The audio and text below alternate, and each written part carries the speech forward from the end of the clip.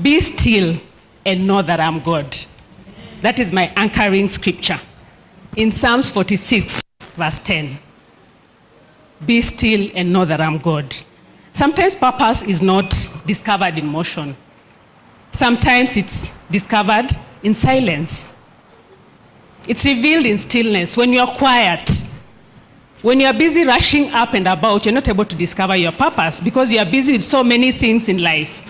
There's a lot of noise buzzing around the air, so you're not able to discover your purpose. For many years, my life looked admirable on the outside. I looked very accomplished. I had a very good career. I had a family. I had structure. A label that everybody called successful. I know Mama Koki seated here when we were living way back used to see me as a very successful lady working for the bank. But deep inside, I had a longing. I had friends, but I found it hard to discover purpose in life. I used to wonder how my spouse, for him it was very clear. He started accounting and went all the way. But I kept on, I'm here today, I'm there tomorrow. It was not very clear. But beneath those achievements, there was a silent restlessness. A quiet voice saying, there is more to this. Not more money, not more titles, but more alignment. I really sought this alignment because I knew once I'm aligned correctly, then it would be very easy for me to flow because I was struggling in one way or the other. I later realized that what I called motion was basically action. The person I had become by the circumstances that I had gone through in life. So when I talk about financial doldrum, I'm talking about bouncing back to a true identity. There are financial challenges that I've gone through. I cannot deny that. There are many other challenges that I've gone through, but my pivot point today is bouncing back from from an identity crisis. My name is Esther Barasa. And growing up, I grew up in rural Kenya, in Trans Nzoia district to be precise. Every morning, my father played this music on our windowsill. Is it called a windowsill or a window pane? That one. And the song goes like this. I'm sorry my voice is husky. Not that it's usually any better anyway. So many vijana pia muongeze bidii. How many know that song? Mwisho wa kusoma mtapata kazi nzuri sana. Thank you, Clementia. For those who don't understand this French, it means work hard, young people, get an education, and then at the end of it all, what will happen? You'll get a good life. A good job. Yes, a good job. I have my sisters here who are very keen to correct me when I make a mistake. And working hard we did, being a fourth child in my father's family, a middle child, I learned I actually understood what it meant to be, not to reinvent the wheel. If I saw my sister being beaten to the point that she decided to make the veranda the toilet, how stupid would I be to go through that same journey?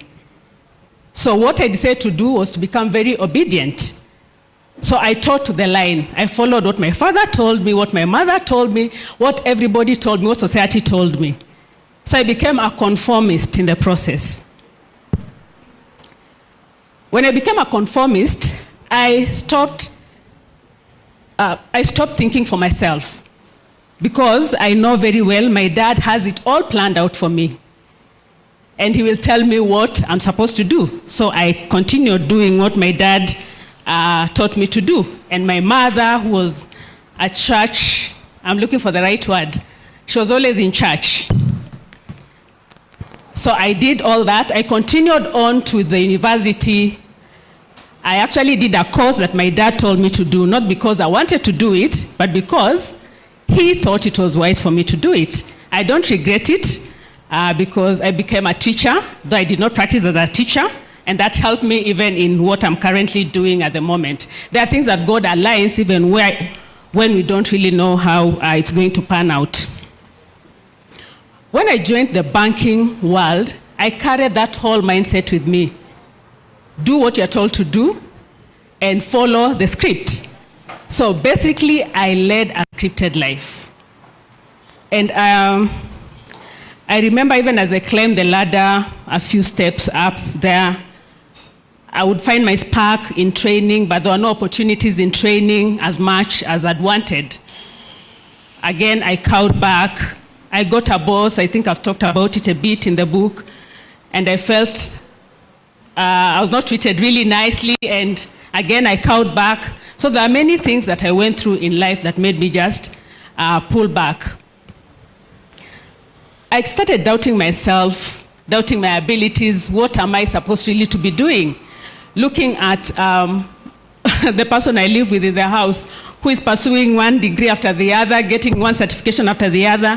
For me, I cannot get a certification if I'm not convinced about it. So my self-esteem really went down, and I realized that I needed to actually find myself. Along the way, I remember asking my two good friends, some of you probably know them, and one of them told me that she did not know her purpose, Promila. I was very shocked because she looked like she had it all planned out. So when she told me that, I realized that it's okay not to know. My dad taught us that, okay, he used to say this, he doesn't like ujinga, kutojali, na uchafu. So those are things that for me, when I thought about ujinga, is not knowing. So for me not to know my purpose was something very stupid. And I would not tell anyone that I did not know my purpose. Tells me she doesn't know her purpose. And I keep quiet, but deep down I'm asking myself, if she doesn't know her purpose, and she's okay to tell me, if I were in her shoe, would I be open enough to own up that I also don't know my purpose? But that made me start thinking and start seeking for solutions. What do you do when you do not know your purpose? At that point, I enrolled. I got a coach who helped me actually define my purpose. Not really define, but really get clarity of my purpose. And that helped me now start my journey. And that's the journey of the bounce back. So the bounce back journey, Radiso, thank you very much for that opportunity. Started way back, and thank you for the opportunity that at the right moment, you're able to plug me in and walk this journey together. And I realized that many other women, because I'd asked many other women, what is your purpose? What do you want to do in life? What are you aligned with? And I realized most of them did not know. So from that point in time, I realized that there are many other women who would need to be helped to walk that journey so that you don't feel like you're suffocating. Remember I mentioned that I have 5 children, and what that means with maternity leave in the bank. I remember our boss used to tell me, you come, actually used to call me wide load.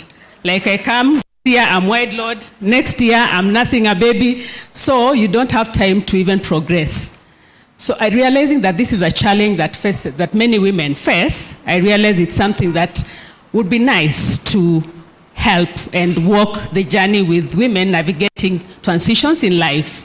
And that's why I birthed Design Your Life Academy.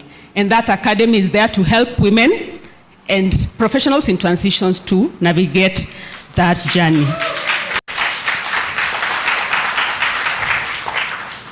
When everything stopped, at that point in time when I was really in a hazy place, I regained something, stillness. But not just stillness on its own, but stillness through surrender to God. And that verse that I started with, be still and know that I'm God, became my anchor.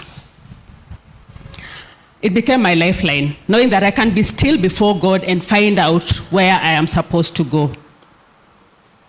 So for people here today, we are talking about bouncing back. Sometimes you feel like you're late. Sometimes you feel like you're left out. You are never late. Look at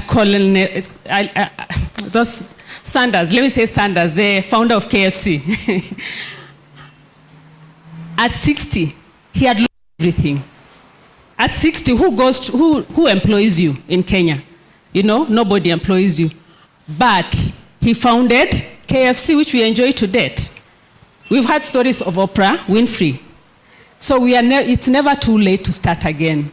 Those who are 60, those who are 70, those who are 80, those who are 20, my boys who have not turned 18, and many others, even I can see a young gentleman here. It's never late to start. You can start again. So thank you very much to Doso for the opportunity. Thank you very much to my fellow ladies. I have learned a lot during this journey as we navigated and wrote the chapters of the book. Thank you very much, my honorable guests. I've seen another last guest who walked in and I did not notice, Paul Kitemo. Thank you very much. I'll go on mentioning names. My campus mate, I've just seen her. Thank you very much for coming. God bless you, and may we all rise and bounce back to what God called us to be. Thank you. Thank you, Esther.